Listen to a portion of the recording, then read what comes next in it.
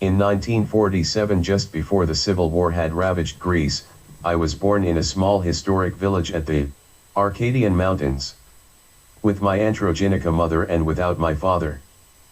The village's territorial property rights are from the top of Mountain Tetrachone at 4,557 feet of elevation to the border of Mesonia at 2,800 feet of elevation, where there at the mountainside is situated the miracle church of Saint Theodora of Vasta. This church is known as an amazing little stone church with 17 big trees, and several other smaller have grown on its roof. The Church of Saint Theodora, Hagia Theodora of Vasta, considered as one of the most beautiful and most unique churches in the world, has been registered in the Guinness Book as Miracle Church. It dates approximately to the 12th century, and it is entirely made of stone. As I was growing up at this remote mountain area, I had the unique privilege to experience life before many conveniences of electricity, telecommunication, industry, automation, transportation, entertainment, leisure, communication with the outside world other than an mailman on foot when it was only weather permitted, non-political education, and a modern healthy life for a child with doctors and hospitals. As I became able to walk and talk, I had to contribute by taking part and completing some type of chores. In many ways, my young life on the mountains of Vasta can easily be described by the bestseller book of Nicolas Cage, Eleni. When my mother saw the movie, she wanted to know how they could make a movie without our permission. Our family's life was very parallel to the true story as is depicted in his book.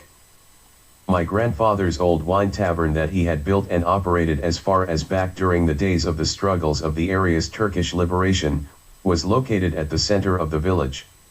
As I had to contribute, I would help my mother operate it when we were not working at our small wall-supported plots of land at the mountainside. As a boy, when I became able to control our donkey, many times I would get 10 drachmas from strangers that made their way to the center of the village and visit my grandfather's old wine tavern for directions and transportation to Saint Theodora. It was then that I started to realize that this little building with the gigantic trees on the roof and the gushing river under it that was providing power to water mill for the use of all the surrounding villages, had to be something special. The strangers did not speak Greek, but I could tell that they were amazed.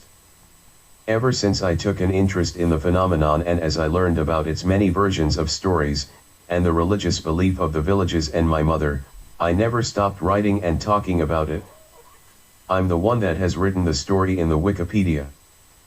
The only way to travel from the village of Vasta to the lower lands of the southern side of Peloponnese, one must pass by the north wall of the church and the steep rise of the rocky mountainside. I had many occasions to travel through the only passage when I had to visit relatives at the lower parts.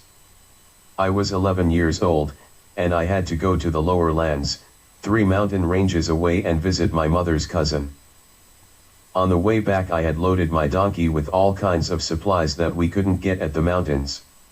Before I left to return to the village, we did not realize that there was a rainstorm on the mountains. About 4 hours later, when I came the area where the church is located, I had to cross the place where 2 mountain creeks joined. It was getting dark. The mountain creeks were flooded, and it was impossible for my donkey and me to cross to start the incline towards the village. After walking for 4 hours up 3 mountain ranges, I was very tired. So, I went inside the church. It was dark and scary and very noisy from the river that was gushing underneath. My donkey loaded stood outside the very small door that a person can barely fit by ducking to get inside. Sometime early next morning I was awakened by the noise that my donkey was directing at me, trying to get my attention. She had stuck her head in the door. I woke up in a panic. I felt guilty about my poor donkey stood loaded all night. I was so proud of her for not running away or damaging her load. It could have been the feeling of an 11-year-old boy of the desperation, anxiety, darkness, and the thundering water noise of the mountain creeks and the river under the church echoing of the surrounding mountains from all 4 directions that form the small bowl around the church. But, from that morning, as I walked out of that little stone structure, I never ever felt as a hopeless kid, and I never saw myself as small or never ever thought that I was not good enough to accomplish anything if I wanted to. Call it whatever. Think whatever you want.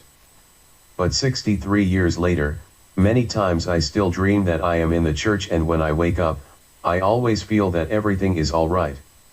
I always feel that I'm lucky in life. And somehow, I always picture my great mother crossing herself in front of that little church under those trees as I remember her. Theodora της Πελοποννησίας, της Βάστα, Αρκαδίας, Μαρτυρισσάς,